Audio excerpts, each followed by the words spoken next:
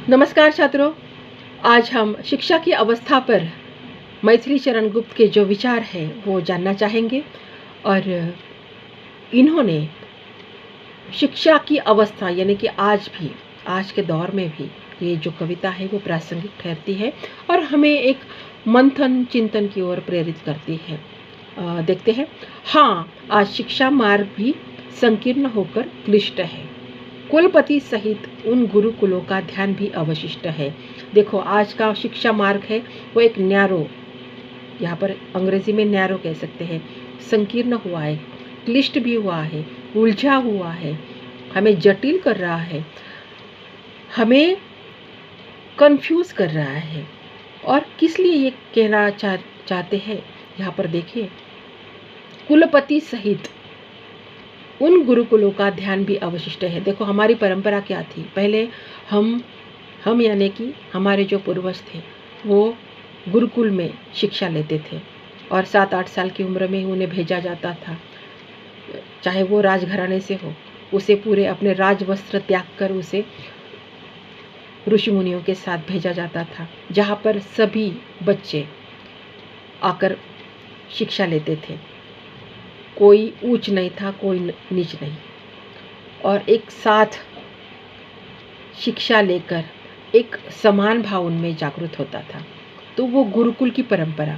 और आज भी हम देखते हैं ऐसा है कि आज की जो व्यवस्था है वो फिर से इस ओर जाने का प्रयास बाद में अभी करने लगी है। पर यहाँ पर जो मैथिली शरण गुप्त ने बात की है तो वो थोड़ा सा अलग किस्म की है। तो वो कह रहे हैं कि गुरुकुलों का ध्यान भी अवशिष्ट है, कि वो हम भूल गए हैं हमारी परंपरा क्या थी, हम कहाँ से आए हैं। तो बिकने लगी विद्या यहाँ, अब शक्ति हो तो क्रय करो। अगर आपके पास पैसा है, शक्ति है, सत्ता है, तो आप कोई भी चीज़ खरीद सकते हो। यानी कि भ्रष्टाचारी लोगों पर यहाँ पर संकेत है। शक्ति हो तो क्रय करो, आपके पास पैसा है तो आप उसे खरीद भी सकते हो, यानी कि बिकने लगी है विद्या। यदि शुल्क आदि ना दे सको तो मूर्ख बनकर मरो। अगर आपके पास पैसा नहीं है, आपके पास शुल्क नहीं है देने के लिए, तो कोई फ़ायदा नहीं। आपके पास कितना भी टैलेंट हो तो आप नहीं दे सकते तो आप मूर्ख हो। इस प्रकार से हमारी आज की व्यवस्था है उस पर प्रहार किया है इन्होंने अपने शब्दों में। निज पूर्वजों रिके सद्गुणों को यत्न से मन में धरो, सब आत्मा परिभव भाव तज नीच रूप का चिंतन करो।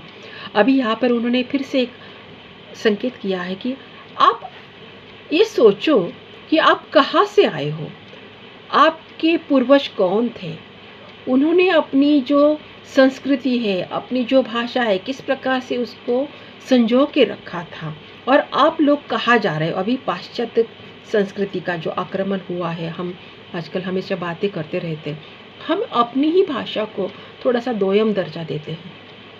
तो यहाँ पर उन्होंने बोलने की कोशिश की, हमारे पूर्वजों के सद्गुणों को यत्न से भरो, वो थोड़ा सा याद करो, उन्हें अपने आप में ढालने की। सब आत्मा परिभव भाव तज निज रूप का चिंतन करो।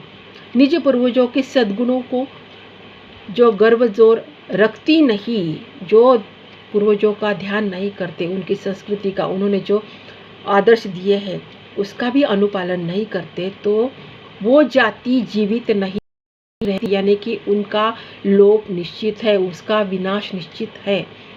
हे भाइयों, सोए बहुत अब तो जागो, सोए बहुत जागो उठो। यहाँ पर एक संकेत है कि ब्रिटिशों ने आप पर 150 साल राज किया है और हमसे हमारी भाषा तक छीनी गई है। तो यहाँ पर संकेत है कि अब तो जागो, आपका सब कुछ लूट के ले गए हैं, हमारी सोने की चिड़िया थी हमारा भारत देश, तो अभी भी आप सोए हो। देखो जरा अपनी दशा, आलस्य हो तो त्यागो। अपनी दशा की ओर देखो, क्या हालत बनाई है आपने। सब कुछ लोगों को दिया है और अपने पास कुछ रखा ही नहीं, अपनी भाषा नहीं, अपनी संस्कृति भी नहीं। कुछ पार है क्या, क्या क्या समय उलट फेर ना हो सके। अब भी सजग होगे न क्या, सर्वस्व बुक हो चुके। अभी सर्वस्व तो आपका लूट गया है, अब भी अगर आप जागोगे नहीं तो क्या होगा। देखो, हाय कार्य ऐसा कौन सा साधे न जिसको एकता। ऐसा कौन सा कार्य है जो असंभव है, जिसे हम एकता से नहीं साध सकते हैं। अगर आप मिलजुल कर उस जो समस्या है उस पर आघात करेंगे तो वो समस्या भाग जाएगी, उसका हल हो सकता है। यहाँ पर हमने देखा है, जब हम पर ब्रिटिशों ने आक्रमण किया था, 150 साल रहे थे, फिर बाद में हम थोड़ा सा 1947 से पहले थोड़ा सा जागे थे, 1942 से तो चले जाओ आंदोलन हुआ था। हम सब इकट्ठा होकर मिलजुल कर एकता आई थी, तब हमने 1947 में एक आज़ादी पाई थी। तो एकता का जो बल है, उसका जो महत्व है, उसको समझो आप। देती नहीं अद्भुत अलौकिक शक्ति किसको एकता, 2 एक एकादश हुए कितने नहीं देखे सुने। हाँ, शून्य के भी योग से अंक होते 10 गुने। देखो, अगर आप शून्य हो तो भी कोई फायदा नहीं, आपके सामने एक लगना चाहिए। अगर आप एक हो तो अकेले हो तो आपके सामने बहुत सारे शून्य, 0 लगने चाहिए।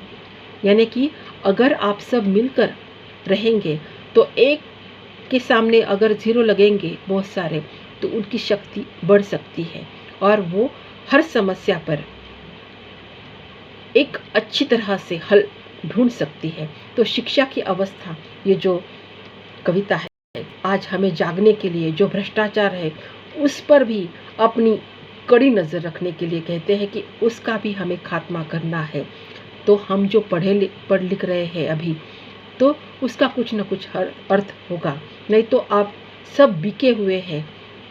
ऐसा एक जो हम कह सकते सिंबल लग जाएगा हम पर, तो वो नहीं लगना चाहिए, वो एक निशान नहीं लगना चाहिए। सिंबल इसलिए कहा क्योंकि आपको जल्द से समझ में आता है।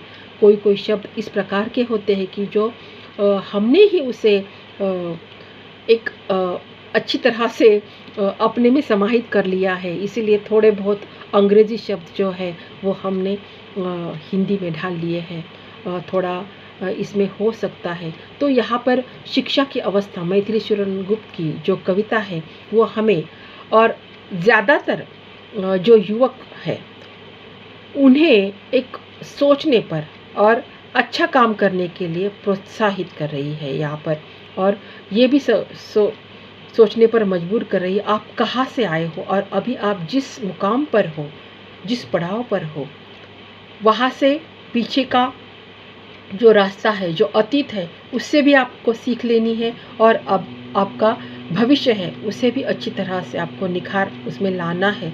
तो आपको एक अच्छी तरह से काम करना होगा, और वो भी पारदर्शक नज़र से।